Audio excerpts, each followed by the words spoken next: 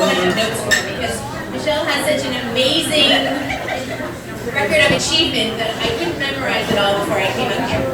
So Michelle is the Member of Parliament for Calgary, Nova Scotia. She was the Minister of State for Western Economic Diversification and Parliamentary Secretary to the Minister of the Environment. She is currently our Shadow Minister of Immigration, Refugees and Citizenship. She's a member of the Queen's Privy Council of Canada and Vice Chair of the House Commons Standing Committee for Citizenship and Immigration. So a big mouthful. She's an amazing, accomplished woman, so much so that she was Canada's top 100 most powerful women by Women's Executive Network.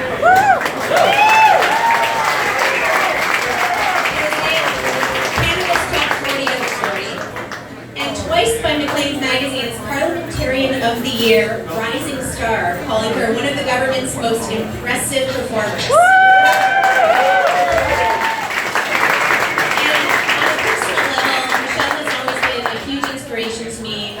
Her incredible social media work that she does, and as a young woman getting into conservative politics, I look to women like her as for mentorship, and I look to her as an inspiration, and she is what I want to be one day.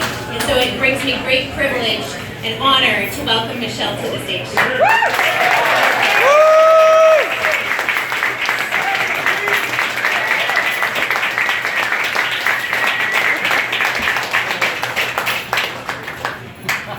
Okay.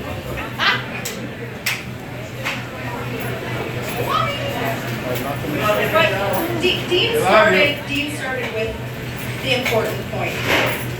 And the important point is, many of you have heard political speeches before. Many of you have campaigned before. You've voted before. There might be some of you who are listening to this at the back going, what the heck is going on here? But Dean was right. This election is different. This is not the 2015 campaign, the 2011 campaign, and onwards and forwards and backwards. Because things have changed. And I want to lay out to you in a very meaningful way why that's the case. Because it's easy for me just to stand here and say, oh, there's a lot at stake. You know, politicians say that all the time. But I want to talk to you not as an MP, not as a legislator, but as your neighbor and somebody who just cares about Canada. So, in December, at the end of the year, all the newspapers and the magazines in Canada, they publish these year-end wrap-up articles where they kind of talk about general themes in politics and who did what. And there was one article that, for me, just as a Canadian, politics aside, really stood out. And it was in Maclean's Magazine. Paul Wells wrote it. And in it, he talked about the fact that Gerald Butts, who was the primary, Justin Trudeau's sort of right-hand guy, said, you know, Canadians don't get it. Because Justin Trudeau was just trying to keep Canada, Canada. So I watched this, I read this lamentation of the Liberal Party, the tormented Laurentian elite Liberal Party, talking about keeping Canada, Canada. And that's a very dog-whistle-y language, right? Keep Canada, Canada. The reason why this election is different is for that man and that party to lecture us on that comment is the most disgusting, vile thing.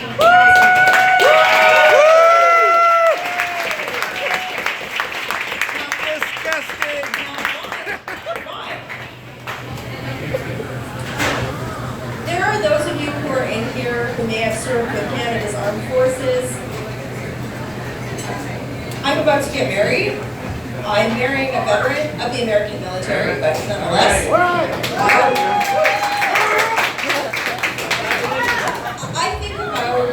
I think about people who have gone abroad, who have really helped to shape the freedoms that we have here in Canada. The biggest problem that we have in Canada, I think right now, is that we've forgotten a lot of things about our country. There are people, you know, in uttering that, keep Canada Canada, what Gerald Butts was actually doing was saying, actually trying to reshape and reform what that means. And here's why. Let's start with one that's near and dear to my heart. Our Confederation. I am coming to you tonight, not as a politician, not as somebody looking, I'm just coming to you as somebody from Calgary, cap in hand, in St. Catharines, saying, my riding, the people in my riding, your fellow Canadians, have gone from the natural rate of unemployment in my city to double-digit unemployment, the highest rate of unemployment in Canada in 4 years. They might say, I've seen some people from Toronto write columns and saying, oh, it's about time Calgary had their years. There was actually one mayor in Canada that was reported to have said that, Calgarians just spent all their money on trucks and blow. That it's that sort of thinking, right, that allows people like Justin Trudeau to go to Paris and say, I wish we could phase the energy sector out faster. Now, for those of you who might be listening to this going, well, maybe those jobs are a little dirty. I don't know, we need the energy sector. The reality is that the people in my city and my province have proudly and quietly worked to build this country. We don't care about equalization as long as we have the right to work. We are happy and proud to build bridges in Toronto, in Montreal, in New Brunswick, with the work developing our natural resources, because we know that our country is greater than the sum of our parts. But then enter Keep Canada, Bill C-69, the No More Pipeline Bill, Bill C-42, the tanker ban. These might not be important bills to you, but they should be important to you. Because my province is in ruin. In ruin.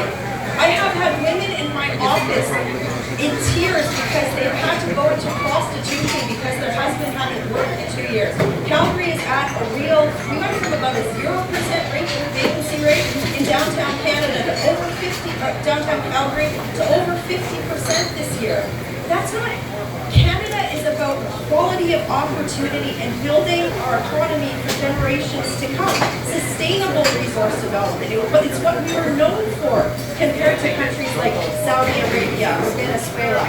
We're a proud country that does natural resource development well. Why would he go to Paris and tell my constituents that their jobs are dirty, that they're not worth having? That's not keeping Canada Canada, that's dividing our country.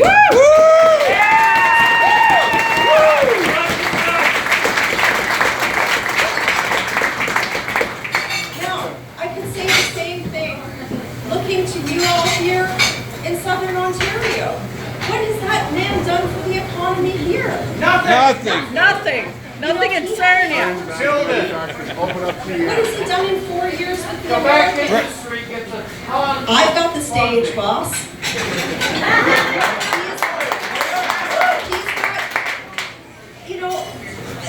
Think about this. Regardless of how you feel about the American president, I don't care if you love him or hate him. You don't send the foreign minister of our country to sit on a stage under a scrolling sign that compares the leader of the country you're trying to negotiate with, who has proudly served as an ally and a trade partner for the entirety of the history of our country, and compare him to the Syrian dictator. Come on. Why would they do that? Do you think that going and doing something like that, failing on the NAFTA negotiation, failing to resolve the steel tariffs that affect all of you, do you think that picking that fight, #welcome to Canada, did anything to keep Canada Canada, to build that relationship? No. Christy of Freeland? Christy of Freeland?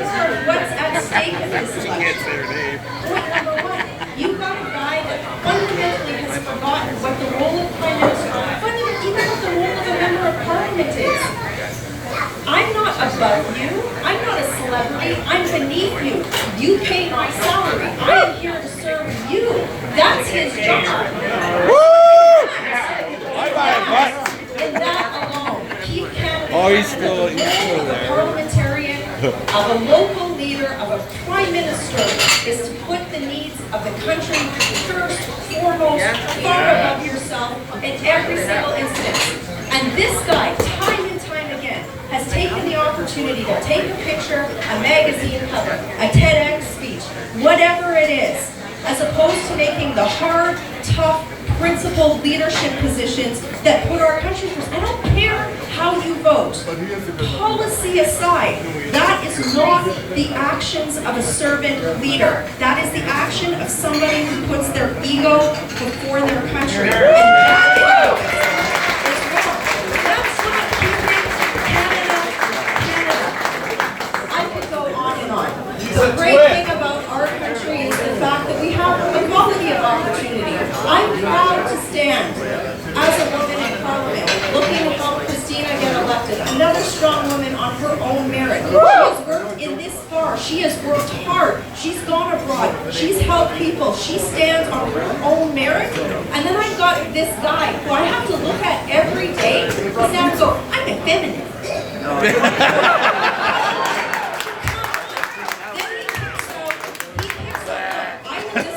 With Jody Wilson-Raybould and Jane Philippoff on policy, but they are there with significant CVs and love their policy, whatever. These women did something that actually keeps Canada, Canada, which is stand up for our democratic institutions.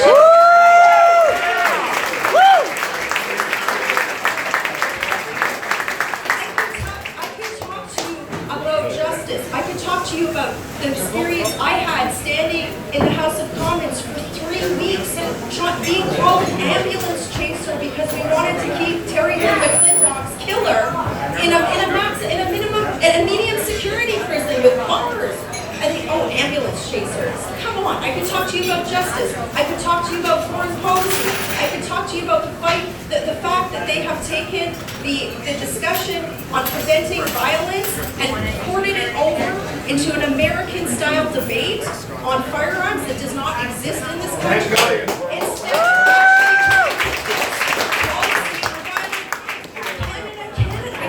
I could go on all of these things, but the thing that you should all care about more than anything on Gerald Butt's Keep Canada, Canada, and their idea of this is what has happened in the last 2 months.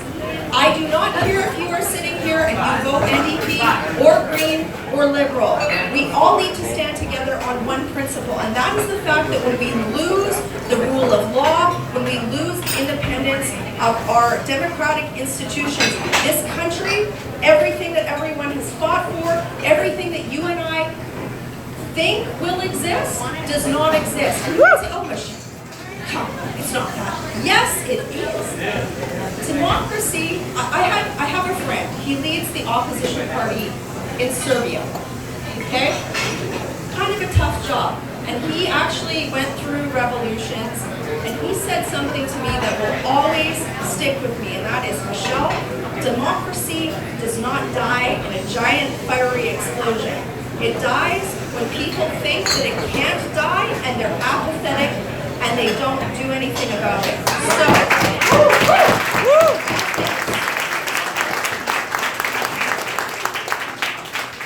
the Prime Minister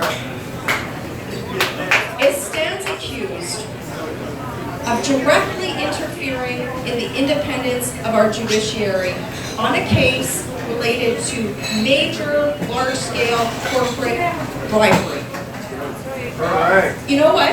Again, if you're here and you vote Liberal, you should care about the fact that the OECD is looking at Canada and saying we're allowing business to happen in the same way that really corrupt companies or countries allow business to happen. You should all be uncomfortable with the fact that we're somehow saying, well, maybe it's okay that company stands accused of buying Canadian prostitutes from Muammar Gaddafi's son, or bribing Libyan dictators. Maybe we should care about that, right?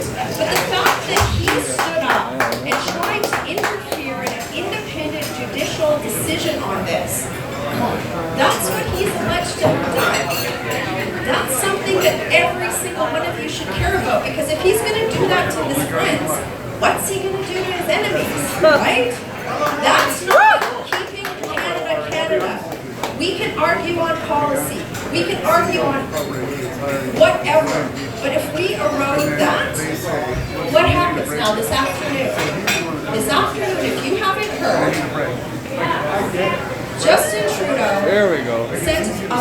legal letter to the leader of my party, Andrew Scheer, and said, I'm going to sue you.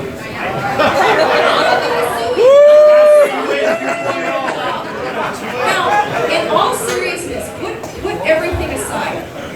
Put aside what you've known in this country and really think about this for a second. The leader of our country is threatening to sue the leader of the opposition party for doing his job. No, think about this. Think about how serious that is. What countries do that sort of thing? This shows his authoritarian tendencies, right? This is not hyperbole. This actually just happened this afternoon. Keep Canada, Canada. So, at the end of the day, what we have to do is understand that this is not an election about varying shades of policy. This is an election between the respect of the fundamental institutions that keep our country the free, strong, proud, where we can disagree on policy vehemently, right? We can fight on those things to try and advance the interests of our country. But when we start eroding the independence of our judiciary, when we start shutting down Parliament, you know, that has to stop. Right? Right? Come on. This is not acceptable. It can't be. We're fighting against this election is for the big league. Never mind the fact that this is not a Paul Martin liberal government. This is not a Jean Chrétien level government. This is tens of billions of dollars of debt. And for what?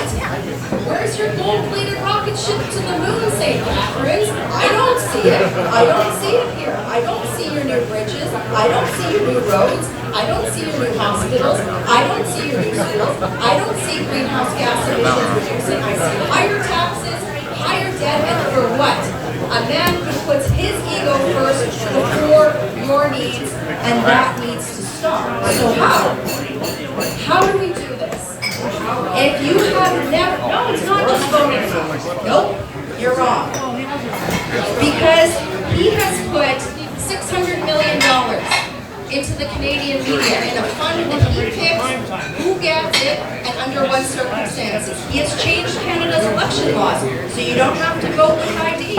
He's done nothing to stop the foreign funding coming into our country to influence it. So voting just doesn't work because there's people that are going to be influenced by those circumstances that we need to actively work hearts and minds to change. And how do we do that? If you think it's just voting, you're wrong.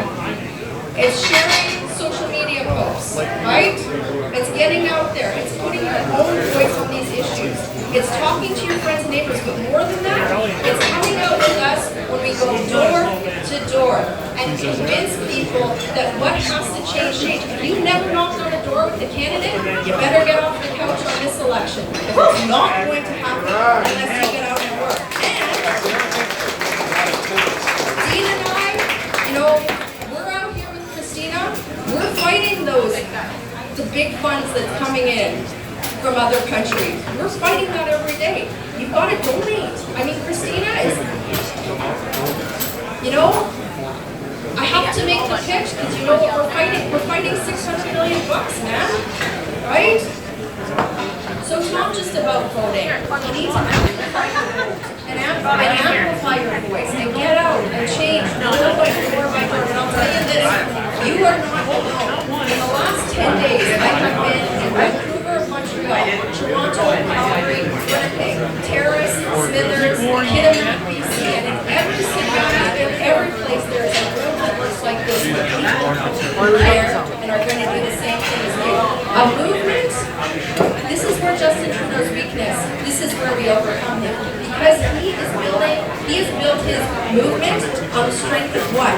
His strength. We build our movement on the strength of this country, and each and every single one of you. You gotta get out here. You gotta help Christina. If we do not win this seat, my riding does not get back to work. You don't get back to work. It's as simple as that. So, I ask you to stand with me, I ask you to stand with Dean, I ask you to stand with Christina, and I ask you to keep Canada, Canada.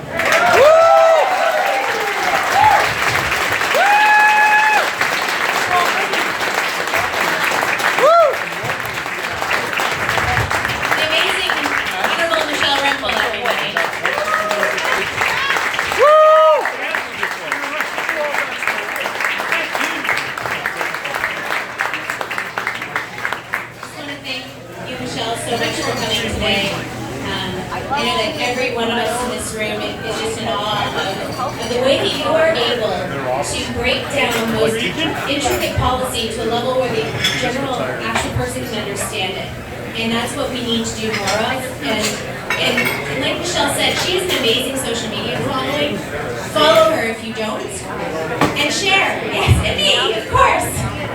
But the way that Michelle breaks things down is far none one of the biggest assets we have in the party, and that's why her videos get shared so much, because it makes the average person understand complicated things, and it's all very complicated, and frankly, you help me understand some of the issues as well. And so I'm grateful to you, Michelle. I'm grateful that you inspire women everywhere to be stronger, to fight, and to get involved in conservative politics. So thank you.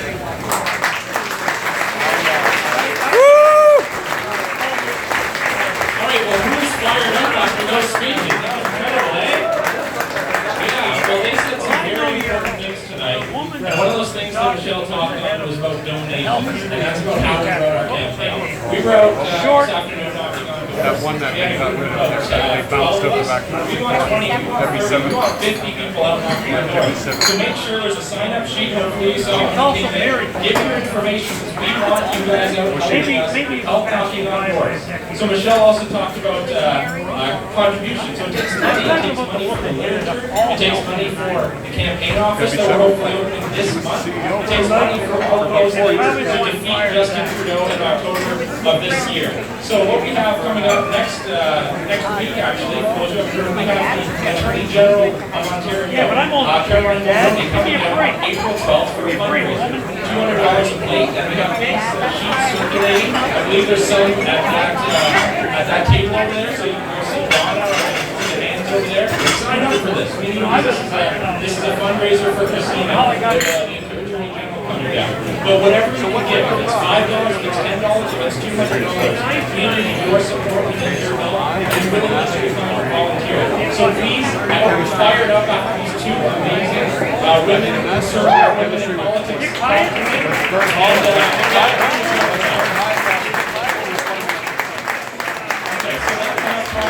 As you saw, the food is coming out. Harris is going to jump the bar here. So have some fun, talk to Michelle, talk to Christina, sign up, and have a great night.